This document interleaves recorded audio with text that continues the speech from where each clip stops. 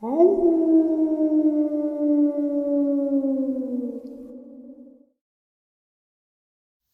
greetings and salutations, everyone. I hope everyone is still doing well, and welcome to tonight's second half.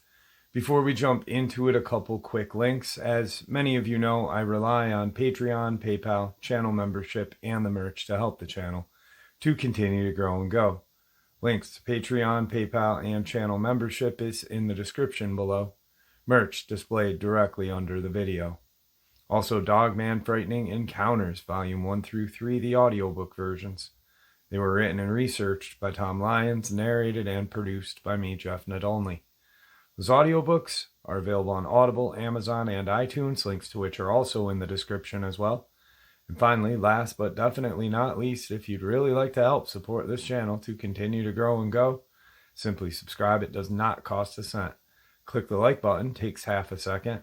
If you don't want to miss out on any of the informative uploads that I put out daily, click that bell icon, and folks, please leave a comment. Why? Well, because all of these things really do help this channel to continue to grow and go. And yes, they definitely do matter. Now, everyone, I have taken far too much of your time. Let's jump in to tonight's second half, shall we? 2024 was a decent year for this channel. This channel has been around since 2018, and the year 2024 actually put me a little bit, I guess, on the map. I have made a lot of great friends throughout the years of having this channel. Dark Water's one of my best friends.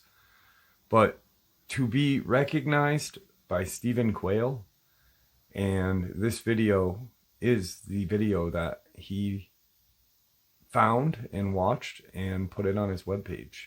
And then he kept putting different videos of mine up on his webpage, which was just amazing. Amazing, because he is someone that I really do look up to. He is a truth teller.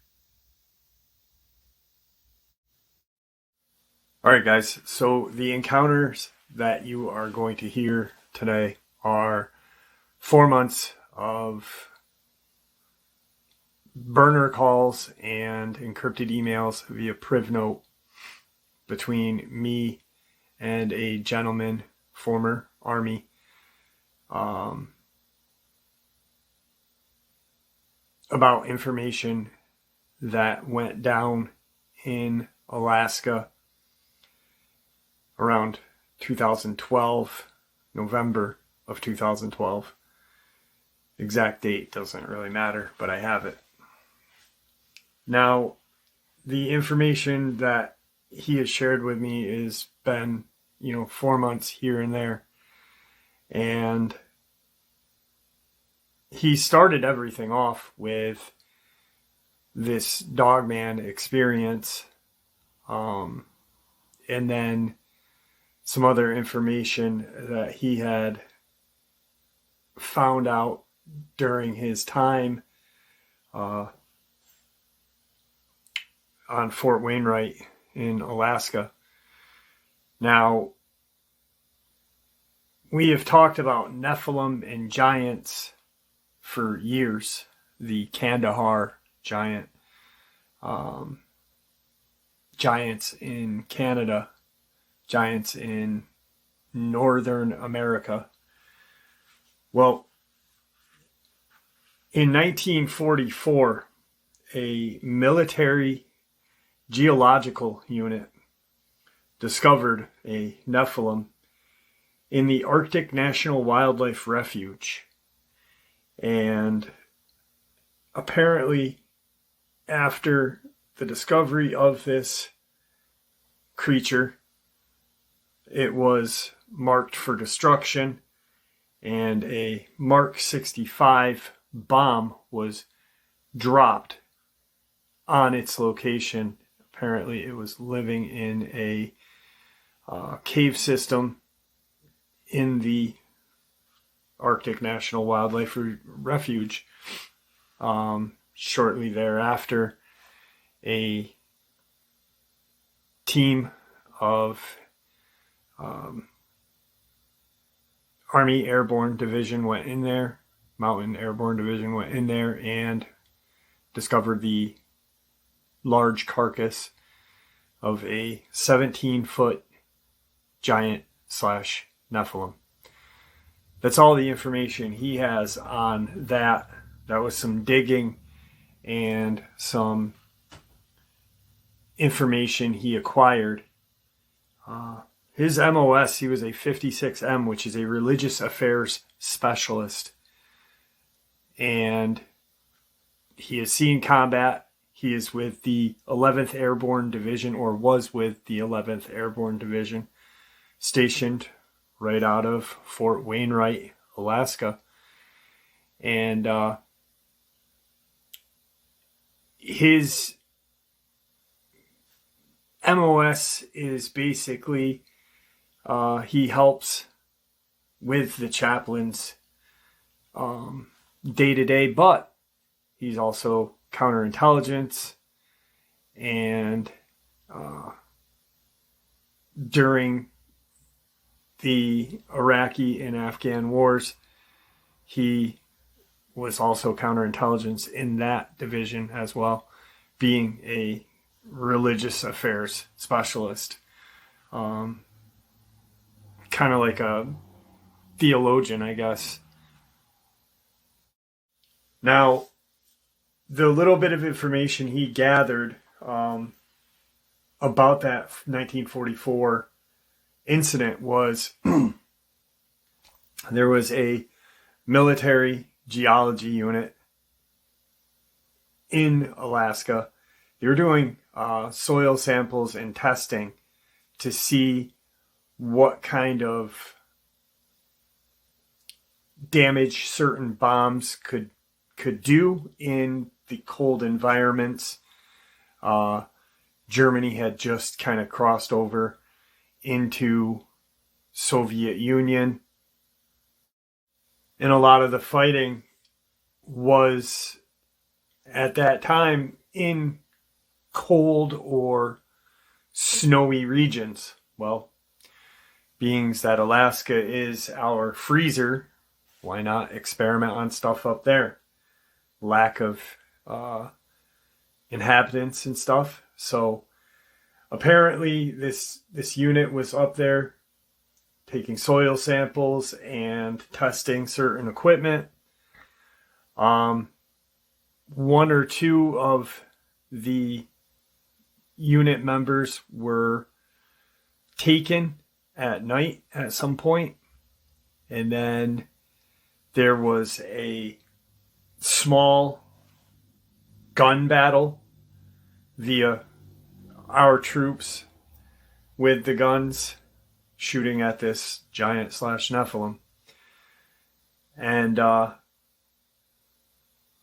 things really weren't working out, and they realized that this needed to be very quickly taken care of, very quietly taken care of. And a Mark 65 was dropped, which is a large 2,000 pound payload bomb back in the 40s. And it's unknown where the body of this giant was taken. That's the information I just shared with you, he shared with me. And that's about as much as he had. I don't know if he has more and he didn't want to share anymore, but judging from our conversations, yes, he may have more information. I asked him about Victor and teams that he's ever heard of, and he said, I don't know him personally, but I do know there are military teams and patrols / units that are out there hunting certain creatures down. As far as he heard that they are not only nationwide, but worldwide.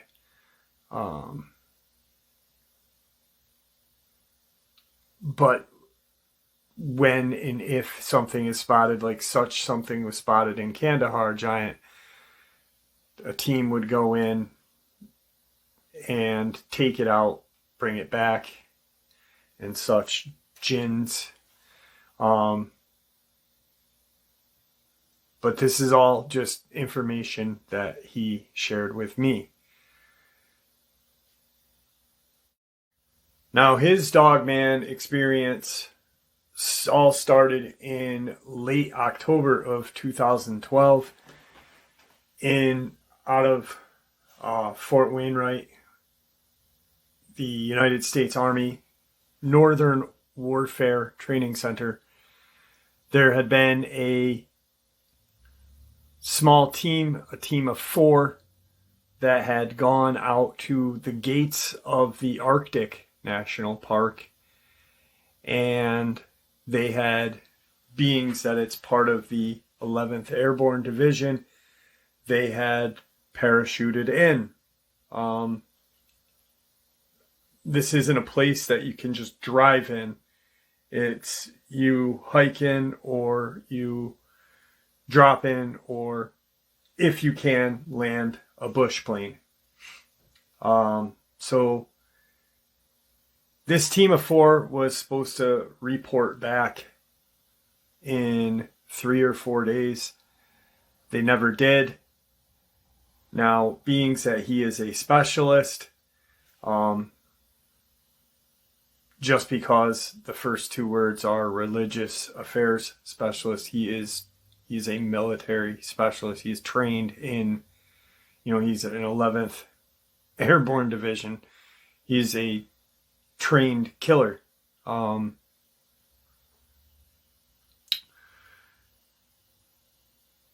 When these guys didn't come back and they couldn't reach them on comms, there was a patrol of 18, himself and 17 other black hats, or 11th Airborne Division specialists,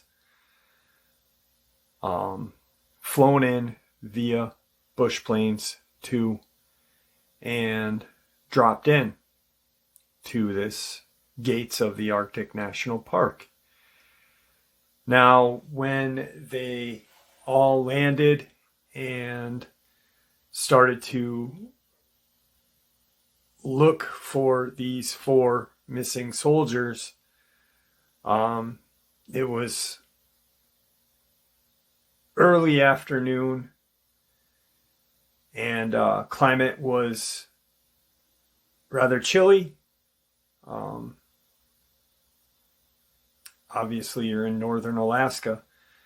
They are looking for any kinds of signs of life, or signs of, maybe these guys, because when they dropped in, their comms kind of, after the first day, there was no other communication. So they're looking for any kind of signs of parachutes, any kinds of signs of clothing, whatnot. Like I said, it's now November, and temps are not great, but not like, these guys are used to it. This is where they train. This is where they live, train, and play, so daytime is no higher than above freezing, tops 35 degrees. At night,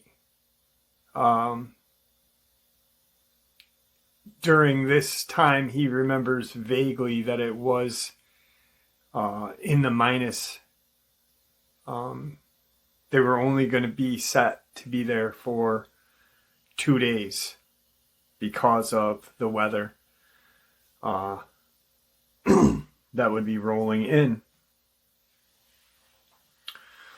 They get there, they see signs of the chutes, which is kind of strange how they were. They were just kind of laid out. They weren't kind of rolled up or bagged up or anything. They were just there. Like these guys just dropped in and took their chutes off and went. Now, they followed some tracks that they had easily picked up, and they got to a region where there was large ridges on either side.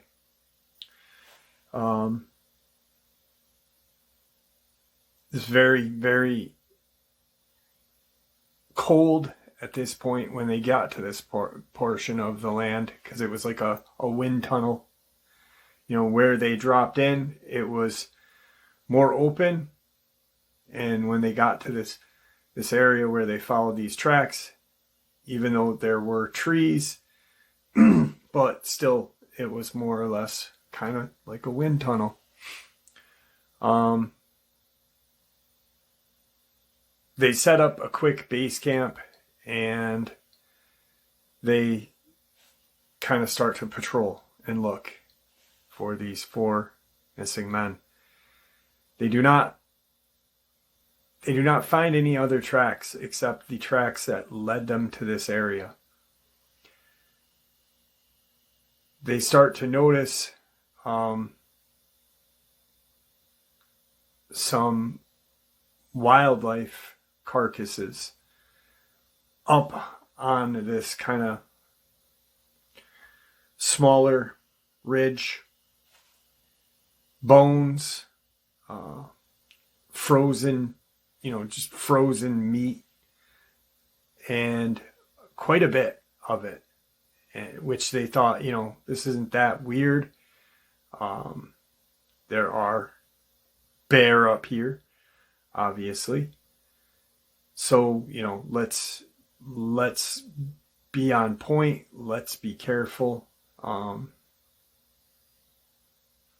Nightfall comes, and he remembers vividly seeing the northern lights, because it was just this, really bright, kind of eerie light, which set the tone. And then they could hear these howls out in the distance,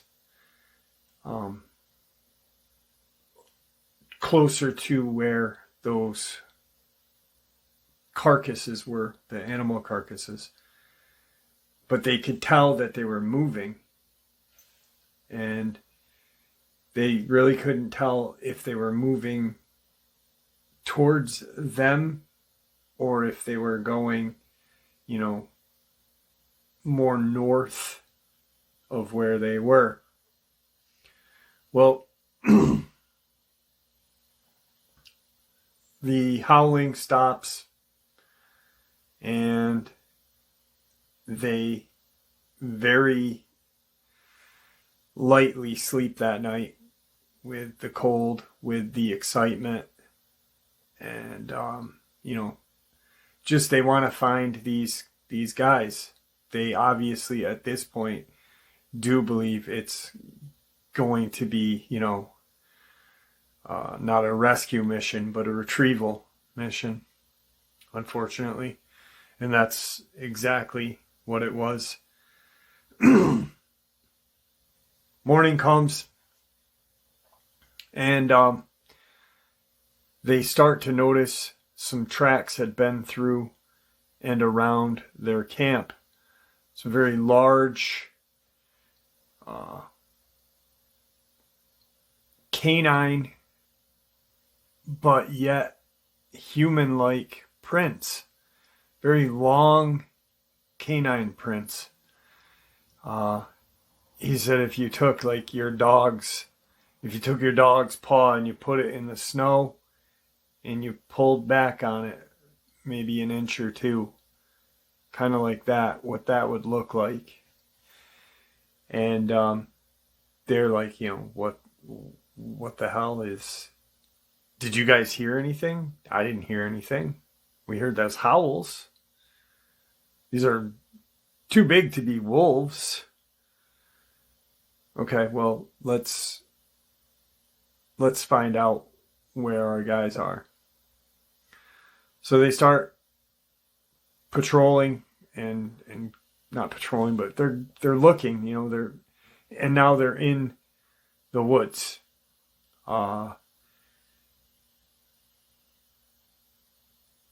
They can hear the movement of trees, but it doesn't sound like the wind is moving the trees. It sounds like something else is moving within the trees.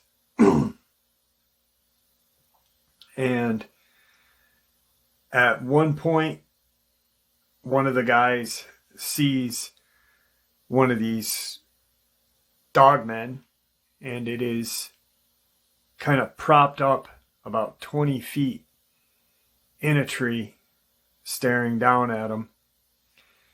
And he kind of falls back, telling everyone, hey, this is what I just saw. Wolves, the other guys are like, wolves are not in trees. Are you seeing something? Are you, snowblind? What's going on? Pretty soon, they all had started to see the almost same exact thing as the first guy. Large wolf-like creature in the trees. And now they're like, what the hell are we dealing with here? Comms, they call back to command and say, hey, we've got an unknown animal or animals tracking us as we are looking for these men. It's said not to engage unless they attack or, engage on them. So, okay, and they come to this frozen stream, smaller kind of river. It's about 6 feet across. And they see a kind of cave opening across from it. And they notice that there's blood. And they see remnants of their fellow soldiers' gear and clothing. Winterized military jacket, etc. And they very quickly and very cautiously cross this rather large stream. They don't know how deep it is. They know it is frozen enough to cross over, even though it's only early November. I mean, we are talking early November. These guys, the guys that went missing, have only been missing for, now we're into 6 days. As they get to this cave opening, they start to look around, look in the cave, and they do start to see remnants of their fellow soldiers, and they start to hear growls inside the cave and outside of the cave. It's then said that if at any chance or any point these creatures even make the hint of attacking, it's time for engagement. We've got to recover these 4 guys. We're going to have to somehow figure out a way of getting in this cave, luring whatever's in there out, and putting it down. So at about that time, they are coming up with a plan of attack. 2 Dogmen flank this 7 or 18-man patrol. The guy that I've spoken to he'd be the 18th, from both sides. And you've got 1 in front of you in the cave. That would be the 3 that they initially all saw. They are equipped with M4s, and their M4s are equipped with M320 A1s, grenade launchers. They start shooting, and as the engagement goes on, the Dogmen are very quickly pushed back. Automatic rifle, even though it's 5.56, it's an automatic rifle. It's not a semi-automatic. So with multiple shots coming at you, you got 1 Dogman on one side, 1 Dogman on the other, and another in front of you, and you've got 18 men. So you've got 6, 6, and 6 on each one. They're getting pushed back. If it was, he said, if, it was a single guy, or let's say a group of whatever, armed with semi-automatic rifles, these things would have easily taken us out. We took them out with superior firepower. One of the guys had launched a grenade, a 40 millimeter grenade, at one of the creatures, with the M320, blowing it to just blood. There's just mist of blood. The one is now coming out of the cave, and it is a light gray, whitish red color. It is covered in blood and viscera, like it had been eating whatever was in the cave with it, which they knew to be their fellow airbornes and airborne rangers. And very quickly they put that down.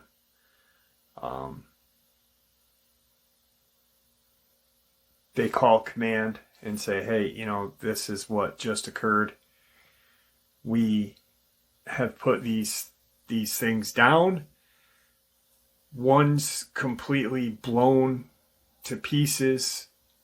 The one that came out of the cave where the bodies are is, laying in front of us now. The other is obviously, dead as well. What should we do? Okay, now it's a retrieval mission. Get the 4 men out of the cave, get whatever rifles, whatever, any kind of military valuable out of that, with those bodies. Get them the hell out, get the stuff out, and get to a open area where we can land a bush plane and get you guys out of there. So during the point of the retrieval, they get to a open location, probably about a quarter of a mile away from this cave area. And it's large enough to land a bush plane, pretty open area. But once again, they're in an open area where there is a kind of wind tunnel. So they let command know, hey, it might be a little rough setting a plane down or taking off in a plane where we are, but you know, we can't go any further.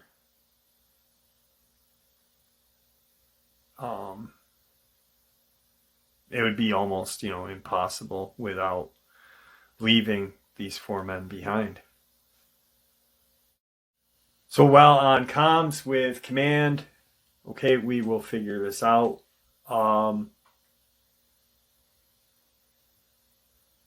New part of the mission is retrieve the 2 carcasses of the creatures that you put down, bring them back to base with you as well.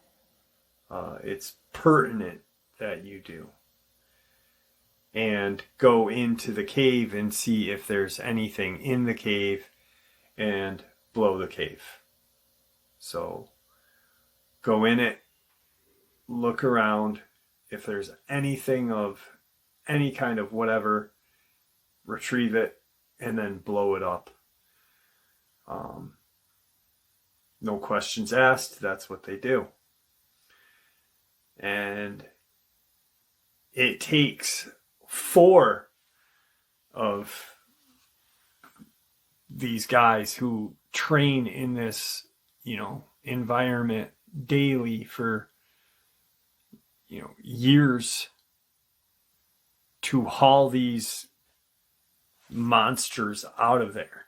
So 8 men to move 2 of these things.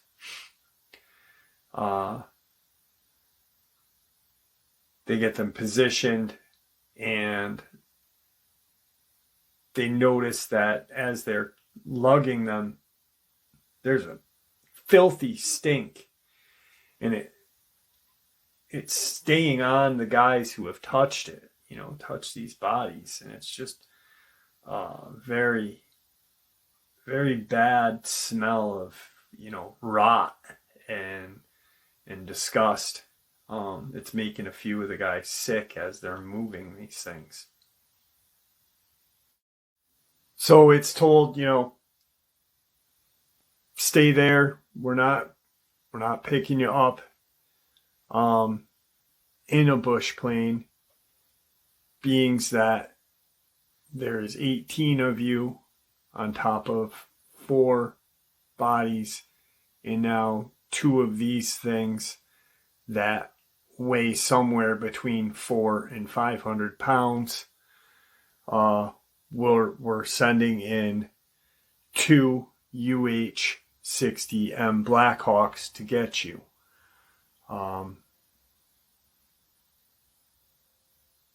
About an hour and 20 minutes from Fairbanks to the gates of the Arctic. These 2 Blackhawks land. Everyone's loaded and brought back to Fort Wainwright. The team is brought into a debriefing room. The stink is still on the guys from these creatures. The last time that these guys saw their 4 teammates and these 2 dogmen were when they left the Blackhawks, when they landed at Fort Wainwright. As they are sitting in this room, getting debriefed, Usually it would be the commander of the base or of that mission. This time it was via computer screen call. And, 2012, it's very limited. You don't see faces, you hear a voice, and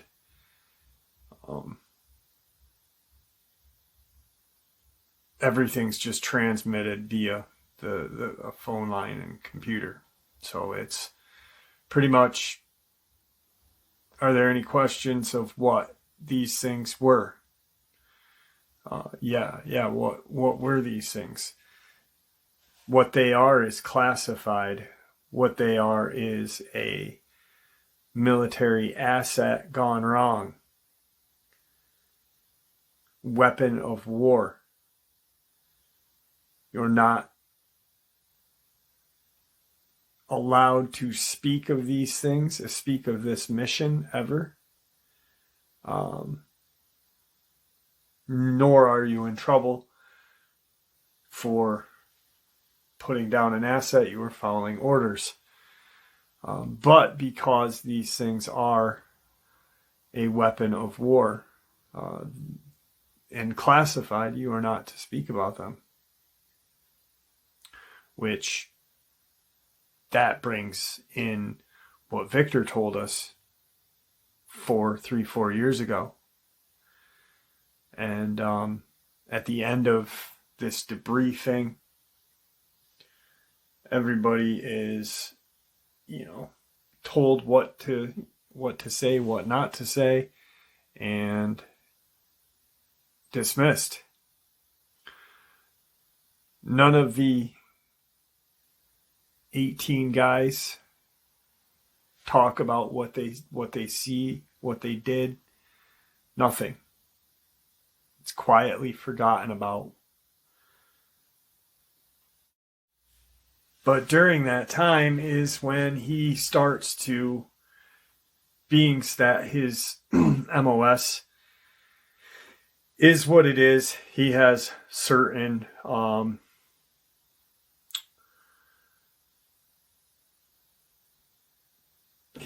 levels of access that he's allowed to, and certain people,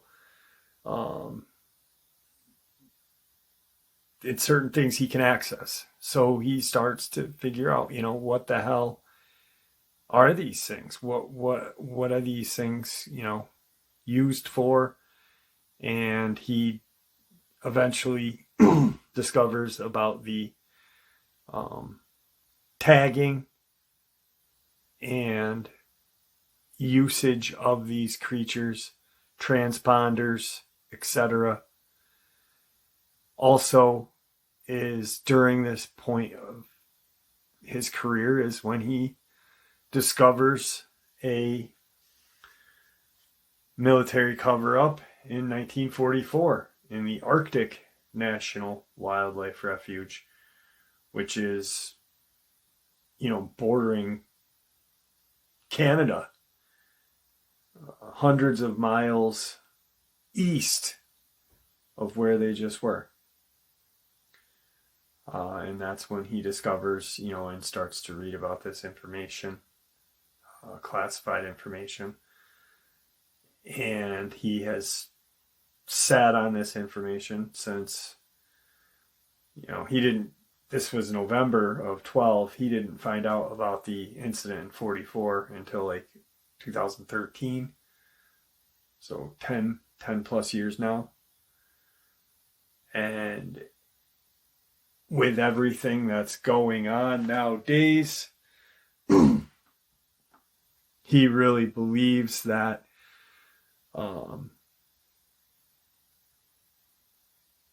these Nephilim have remained hidden in these caves, these underground caves which would be under rivers, in mountainsides, anywhere human accessibility is limited for these things to hide and wait for whatever it is, the end of days or what, you know. He didn't find any information on that, but he did say, you know, it is evident that these things are known about and that these things being hidden is a priority for the world's government to keep these things a secret. And he said, you know, a lot of these, when people are talking about the Euphrates and talking about these cave systems that are showing up, and cave systems that are showing up in the Mississippi, with the Mississippi drying up as well. You know, there's some old cave systems found there too, that these monsters are hidden, and that he does believe that we may be seeing more of these things come out. I asked him about the whole Andrew Dawson thing, and he couldn't comment on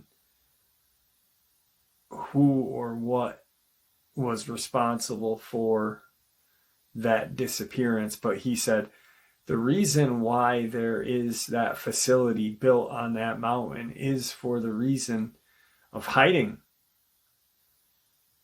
that Nephilim that is up there, or was up there. It is now